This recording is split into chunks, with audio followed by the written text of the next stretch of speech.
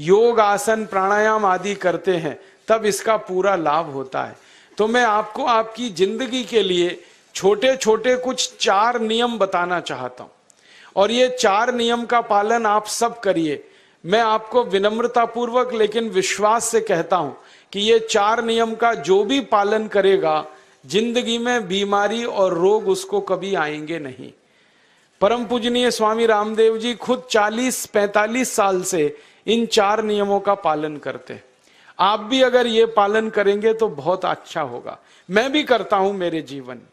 मैं पिछले 15 वर्षों से योग प्राणायाम करता हूं, उसके साथ कुछ नियम मैंने बनाए हैं, वो नियम का पालन करता हूं और वही नियम आपको बताना चाहता हूं। स्वामी जी पालन करते हैं, मैं करता हूं, हमारे लाखों योग शिक्षक करते हैं, और इन नियमों का पालन करने से हमको इतना लाभ हुआ है कि कभी बीमारी आती नहीं। 15 साल से मैंने हर बार मेरा बीपी चेक किया, नॉर्मल है, शुगर नॉर्मल है, ट्राइग्लिसराइड्स नॉर्मल है, कोलेस्ट्रॉल नॉर्मल है। पिछले 15 साल में कभी सर्दी जुकाम भी नहीं हुआ, गला भी नहीं बैठा, कभी हॉस्पिटल नहीं देखा, कभी डॉक्टर के पास नहीं गए, क्योंकि जरूरत नहीं पड़ी। और वो जरूरत नहीं पड़ी क्योंकि हम निरोगी हैं, स्वस्थ हैं। ये निरोगी और स्वस्थ होने के लिए आयुर्वेद की एक छोटी सी जानकारी आपसे मैं शेयर करना चाहता हूं। आयुर्वेद में ये कहा गया है कि किसी भी व्यक्ति को निरोगी होना है, रोगमुक्त होना है, तो अपने जीवन में 3 बातों का ध्यान रखे। अपना वात, पित्त और कफ, तीनों का संतुलन रखे। वो 3 तरह के दोष हैं हमारे शरीर में, वात, पित्त, कफ। आपने सुना होगा, ये त्रिदोष आधारित शरीर है। जब वात बहुत बिगड़ जाता है तो 80 से ज्यादा रोग आते हैं। जब पित्त बहुत बिगड़ जाता है तो लगभग 46 से 50 रोग आते हैं, और जब कफ बिगड़ जाता है तो 28 रोग आते हैं, और वात, पित्त, कफ तीनों बिगड़ जाएं तो 148 रोग आते हैं। सर्दी, खांसी, जुकाम से लेकर और कैंसर तक जो आखिरी रोग माना जाता है, ये सब वात, पित्त, कफ के बिगड़ने का खेल है। तो इस देश के आयुर्वेद चिकित्सा के सबसे महान लोगों में से कुछ नाम आप जानते हैं, जैसे चरक ऋषि, जैसे सुश्रुत ऋषि। ऐसे एक ऋषि हुए बाघभट्ट। बाघभट्ट ऋषि ने एक पुस्तक लिखी है, उसका नाम है अष्टांग हृदयम, और एक पुस्तक लिखी है, उसका नाम है अष्टांग संग्रहम। इन दोनों पुस्तकों में उन्होंने 7000 नियम बताए हैं। उनमें से 4 बताता हूं, अच्छे लगे तो आज से ही पालन करो और दूसरों को भी बताओ, ताकि कोई भी इन नियमों का पालन करे तो बीमार ही ना पड़े। ये चारों नियम हैं वात, पित्त और कफ को संतुलित रखने के लिए। अब वात, पित्त, कफ तीनों एक साथ आपके संतुलित रहें, तो उसके लिए पहला नियम है खाना खाने के तुरंत बाद पानी नहीं पीना। ये पहला नियम है। आप बोलेंगे ये तो बड़ी मुश्किल बात है, खाना खाते ही पानी पीते हैं हम तो सबके सब, और बिना पानी पिए खाना ही नहीं खाते। कई लोग तो खाने से ज्यादा पानी पीते हैं, खाना कम खाते हैं, पानी ज्यादा पीते हैं। ये खाना खाने के बाद पानी कभी भी नहीं पीना, क्योंकि महर्षि बाघभट्ट कहते हैं भोजनांते विषम वारी, माने भोजन के अंत में पानी पियो तो जहर के पीने के जैसा है। इसलिए वो कहते हैं कभी भी खाने के तुरंत बाद पानी मत पियो। अब आप मुझे पूछोगे क्यों नहीं पिए, कारण बता दो। कारण मैं बताना चाहता हूं सरल भाषा में। हम जब खाना खाते हैं ना, तो पेट में सारा खाना इकट्ठा होता है। पेट में एक स्थान होता है, उसको हम कहते हैं जठर। संस्कृत में, हिंदी में जठर कहते हैं, अंग्रेजी में उसको एपिगैस्ट्रियम कहते हैं, हिंदी में कुछ लोग उसको आमाशय भी कहते हैं। ये जठर छोटा सा स्थान है। आपके पेट में नाभि है ना, उसके लेफ्ट साइड में बाईं तरफ छोटा सा स्थान है। सारा खाना आपका इसी स्थान पर आता है। जो भी आप खाते हो, रोटी, चावल, दाल, सब्जी, दूध, दही, कुछ भी खाओ, सब कुछ जठर में आता है। अब जठर में जैसे ही खाना इकट्ठा होता है तो उसमें आग जलती, और उस आग को कहते हैं जठर अग्नि। मिला के बोल देते हैं जठराग्नि। आप जैसे ही खाना खाते हो, पेट में जठर में अग्नि जलती है।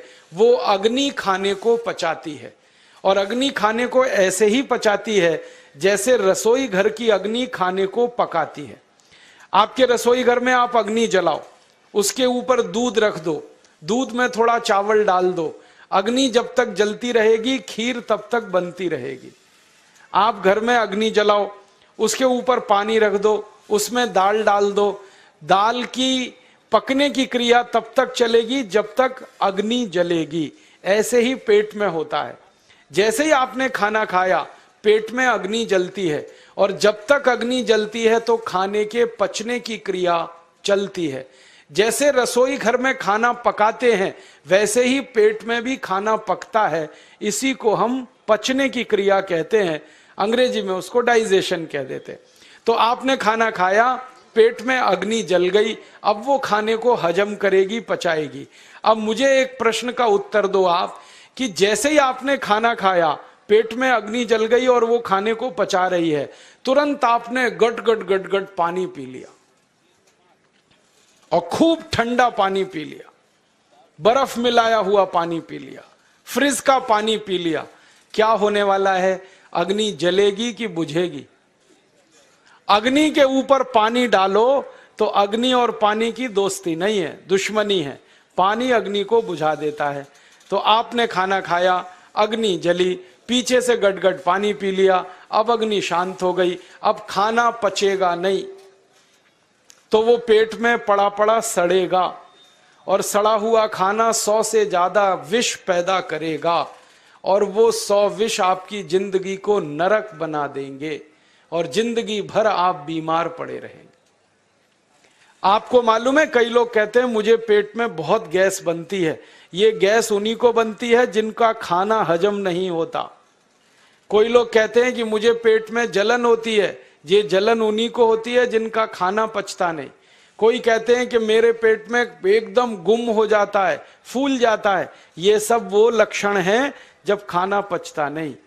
तो खाना पचेगा नहीं तो सड़ेगा, सड़ेगा तो विष पैदा करेगा, और वो विष आपको बीमार करेंगे। इसलिए महर्षि भागवत ने कहा, खाना खाते ही पानी मत पियो। समझ में आया? फिर आप बोलोगे कितनी देर तक नहीं पिए? कम से कम 1 घंटे तक। 1 घंटे बाद पानी पियो। आप बोलोगे जी 1 घंटा क्यों? ये जो अग्नि जलने की क्रिया है ये लगभग 1 घंटे तक ही चलती है पेट में, उसके बाद अग्नि अपने आप शांत हो जाती है, उसके बाद पानी पी लो। तो खाना अगर 10 बजे खाया तो 11 बजे पानी पियो, 11 बजे खाया तो 12 बजे पियो, 12 बजे खाया तो 1 बजे पियो, 1 घंटे बाद पानी पियो। अब आपके मन में यह सवाल आ सकता है कि खाना खाने के पहले पी लें क्या? हाँ पी लो, 40 मिनट पहले पेट भर के पानी पी लो। 10 बजे खाना खाना है, 9:20 पे खूब पानी पी लो, जितना पी सकते हो। 11 बजे खाना खाना है, 10:20 पे पी लो, खूब पानी पी लो, 40 मिनट पहले। आप और एक सवाल पूछ सकते हो कि अच्छा ठीक है, खाने के बाद पानी तो नहीं पिएंगे, कुछ और पी सकते हैं क्या पानी को छोड़कर? तो उसके लिए भागवत जी कहते हैं कि खाने के तुरंत बाद अगर पीना है तो दही की लस्सी पियो, मट्ठा। खाने के बाद अगर तुरंत पीना है तो फलों का रस पियो, गन्ने का रस पी लो, संतरे का रस पी लो, मौसमी का रस पी लो, अनार का रस पी लो। अब आप कहोगे ये सब महंगी महंगी चीजें बता रहे हैं, गन्ने का रस, संतरे का रस, अनार का रस, पैसे तो है नहीं। तो सबसे सस्ता रस है नींबू का ही रस पी लो, शिकंजी बना के पी लो, वो तो सबसे सस्ता है। तो खाना खाने के बाद या तो दही की लस्सी पियो या रस पियो। और एक तीसरी चीज है, दूध पी सकते।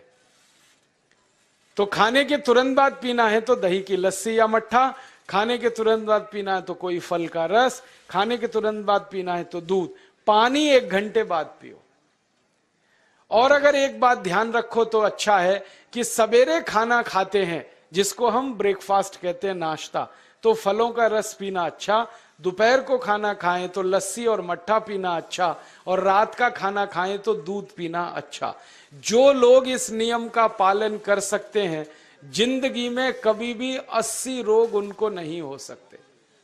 वात पित्त कफ तीनों ही इस एक छोटे से नियम से संतुलित रहते हैं। तो ये पहला नियम मैंने आपसे कहा। दूसरा नियम एक और है, और वो नियम ये है कि पानी कभी भी पियो, घूट घूट भर के पियो। जैसे गरम चाय पीते हैं, गरम कॉफी पीते हैं, गरम दूध पीते हैं, एक एक घूट भर के, एक एक सिप करके, ऐसे ही पानी पीने की आदत डालो। ये मुंह में एक बार गिलास लगा लिया, गटागट उसको खाली कर दिया, ये तरीका गड़बड़ है। एक घूट पानी, दो घूट पानी एक बार में उतना ही पियो। आप बोलोगे ये क्या चक्कर है?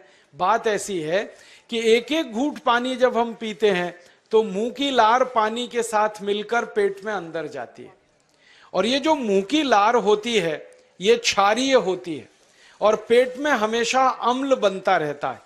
तो एक घूट पानी पिया, मुंह की लार इसके साथ अंदर गई, दो घूट पिया और ज्यादा गई, बार बार लार अंदर जाएगी तो क्षार पदार्थ पेट के अम्ल के साथ मिलेगा।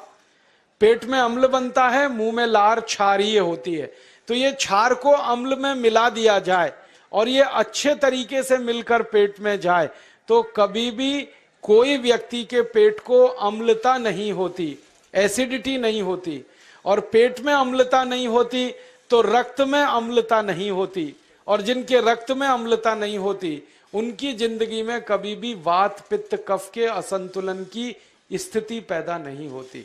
इसलिए पानी घूट घूट करके पीना। मैं आपको एक छोटा सा मेरा ऑब्जर्वेशन बताता हूं, परीक्षण। आप भारत देश में या दुनिया में कहीं भी जाओ, मनुष्य को छोड़कर पशु पक्षियों को देखना शुरू करो, वो पानी कैसे पीते।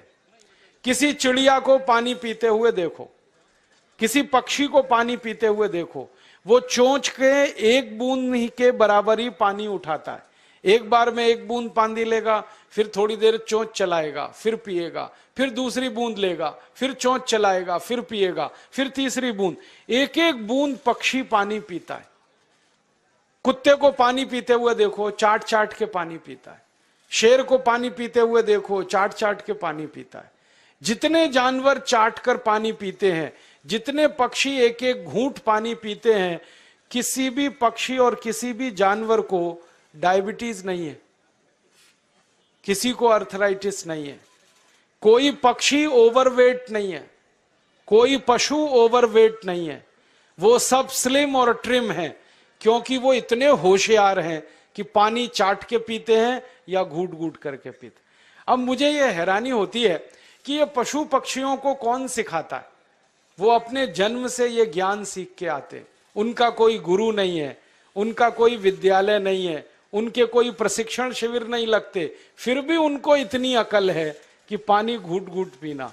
और हम ये मनुष्य जिनके इतने गुरु, इतने विद्यालय, इतने कॉलेज, सीखने वाले, सिखाने वाले, और हम मूर्खों के मूर्ख गटागट गटागट पानी पीते रहते। तो पानी पीने का तरीका बदल दो, घूट घूट भर के पानी पियो। ये दूसरा नियम है। तीसरा नियम है कि जिंदगी में कितनी भी प्यास लगे, ठंडा पानी कभी मत पियो। बर्फ डाला हुआ पानी, फ्रिज में रखा हुआ पानी, वाटर कूलर का पानी जिसका तापमान बहुत कम है, ये कभी मत पीना। क्यों? क्योंकि शरीर आपका गर्म है और पानी ठंडा है। अब होता क्या है वो मैं समझाता हूं सरल भाषा में। पेट तो गर्म है, अब इसमें ठंडा पानी डाल दिया आपने तो अंदर झगड़ा होता है। और झगड़ा क्या होता है? या तो पानी पेट को ठंडा करेगा या पेट पानी को गर्म करेगा। अगर पानी ने पेट को ठंडा कर दिया तो पेट के ठंडा होते ही हृदय ठंडा होता है, हृदय के ठंडा होते ही मस्तिष्क ठंडा होता है, मस्तिष्क के ठंडा होते ही आदमी ठंडा होता है, और आदमी ठंडा होते ही राम नाम सत्य होती है। आपको मालूम है जब शरीर ठंडा पड़ जाता है तो घर में भी नहीं रखते, निकाल के बाहर सड़क पर रख देते। जो घर आपने बनाया अपनी मेहनत से, शरीर के ठंडा पड़ते ही निकाल बाहर करते हैं उस घर में से, और फिर चिल्लाने लगते हैं लेके जाओ, जल्दी लेके जाओ, इसको जला के आओ। माने ठंडे शरीर की इज्जत नहीं है। तो ठंडा पानी क्यों पी रहे हो भाई? बंद कर दो। कोई जानवर ठंडा पानी नहीं पीता, कोई पक्षी नहीं पीता। तो आप ये ठंडा पानी पीना बंद करो, सादा पानी पीना शुरू करो। और गर्मी के दिनों में बहुत अगर आपको तकलीफ है तो मिट्टी के घड़े का पानी पी लेना, फ्रिज का और बर्फ का नहीं पीना। ये तीसरा नियम है। और चौथा और आखिरी नियम है कि आप सवेरे ही सवेरे जब सोकर उठते हो तो सबसे पहले पानी पियो। जैसे ही आपकी आंख खुल गई तो पहले 2-3 गिलास पानी पी लो, उसके बाद आप टॉयलेट में जाओ। उठते ही पानी पियोगे तो 2 फायदे हैं। पहला फायदा यह है कि पानी पेट में जाकर बड़ी आंत को साफ करता है, और जैसे ही बड़ी आंत की सफाई होगी पेट पे दबाव पड़ेगा और आप संडास घर में जाएंगे, 2-3 मिनट में पेट आपका साफ हो जाएगा। जिनका पेट सुबह एक बार में साफ हो जाता है उनकी जिंदगी में कभी रोग नहीं आता। इसलिए सुबह सुबह उठते ही पेट साफ होना जरूरी है। और उठते ही पानी पियोगे तो मुंह की जो लार है वो पानी के साथ मिलकर अंदर जाएगी। सुबह पेट में एसिड की मात्रा ज्यादा होती है, इसलिए लार का पेट में जाना बहुत जरूरी है। इसलिए सुबह उठते ही पानी पीना बहुत जरूरी है। ये 4 नियम हैं आयुर्वेद के। पहला नियम, खाना खाने के 1 घंटे बाद पानी पीना। दूसरा नियम, पानी को हमेशा घूट घूट भर के पीना। तीसरा नियम, कभी भी जिंदगी में ठंडा पानी नहीं पीना। और चौथा और आखिरी नियम, सवेरे उठते ही सबसे पहले पानी पीना। 4 नियमों का पालन जो भी अपने जीवन में कर सकता है वो वात पित्त कफ तीनों को संतुलित रख सकता है। और जिसका वात पित्त कफ संतुलित है उसके जीवन में बीमारी नहीं आती है। और जो बीमार नहीं पड़ते हैं वो स्वस्थ और तंदुरुस्त और सुखी रहते हैं। उनकी जिंदगी का खर्चा कम होता है और देश का भी बहुत सारा पैसा बचता है। आपको शायद मालूम है या नहीं, 1 साल में हम जब बीमार पड़ जाते हैं भारतवासी, तो साल का करीब 6 लाख करोड़ रुपया हमारा खर्च हो जाता है उन बीमारियों का इलाज करने में। इसलिए इतना पैसा फालतू में हम खर्च करें हर साल 6 लाख करोड़, ये बहुत बड़ी रकम है। इससे बेहतर ये है कि हम बीमार ही नहीं पड़ें और स्वस्थ रहें, सुखी रहें। और ये 6 लाख करोड़ का जो खर्चा हम करते हैं बीमार पड़ने पर, अक्सर ये एलोपैथी की दवाएं खाने में खर्च होता है। और जो एलोपैथी की दवाएं हम खा रहे हैं, जैसे paracetamol, Baralgan, butazone, oxyphenbutazone, aspirin, Disprin, Novalgin, ये सब ऐसी खराब दवाएं हैं जो दुनिया के देशों में 20 साल पहले बंद हो चुकी हैं, भारत में धड़ल्ले से बिक रही हैं और हमको बीमारियों से ज्यादा गंभीर बीमारियों में फंसा रही। ज्यादातर दवाएं जो आप खाते हो वो किडनी खराब कर देती हैं, लीवर खराब कर देती हैं, आंतों में घाव कर देती हैं, विकलांगता आ जाती है, पैरालिसिस हो जाता है, ब्रेन हेमरेज हो जाता है, हार्ट अटैक आ जाता है। दुनिया में लगभग इस समय 84,000 दवाएं बिकती हैं और आपको सुनकर हैरानी होगी, उनमें से मात्र 117 दवाएं हैं जो काम की हैं, बाकी सब बेकार की दवाएं हैं। उन बेकार की दवाओं को खाकर हम 6 लाख करोड़ खर्च करते हैं। ये बहुत दुख और अफसोस की बात है। और ये 6 लाख करोड़ का खर्चा समाज के वो लोग करते हैं जिनको जिंदगी में हर समय अपना आर्थिक स्थिति को देख के चलना पड़ता है, जिनकी आमदनी बहुत नहीं है, जिनके घर में आमदनी के बहुत ज्यादा साधन नहीं है, उनको ये पैसा खर्च करना पड़ता है। तो कई बार क्या होता है, किसी का घर बिक जाता है, किसी का खेत बिक जाता है, किसी के घर के गहने गिरवी रख जाते हैं, किसी को कर्ज लेना पड़ जाता है, किसी को कर्ज लेकर दोबारा कर्ज लेना पड़ जाता है। मैंने इस हिंदुस्तान में पिछले 15 साल के प्रवास में देखा कि गांव-गांव के गरीब किसान कर्ज ले लेकर ये महंगी दवाएं खाकर इलाज करते हैं, डॉक्टरों को पैसा देते हैं, दवा कंपनियों को देते हैं, और वो पैसा फिर इस देश में से दूसरे देश में चला जाता है, क्योंकि अक्सर ये दवाएं बनाने वाली कंपनियां विदेशी होती है। तो हम 6 लाख करोड़ खर्च करें अपने खून पसीने की कमाई का, उससे अच्छा ये है बीमार ही ना पड़े, दवा खाने की जरूरत ही ना पड़े, तो हम सुखी रहें, स्वस्थ रहें। तो योग प्राणायाम करें, 4 नियमों का जीवन में पालन करें, बहुत आसान है आपके लिए।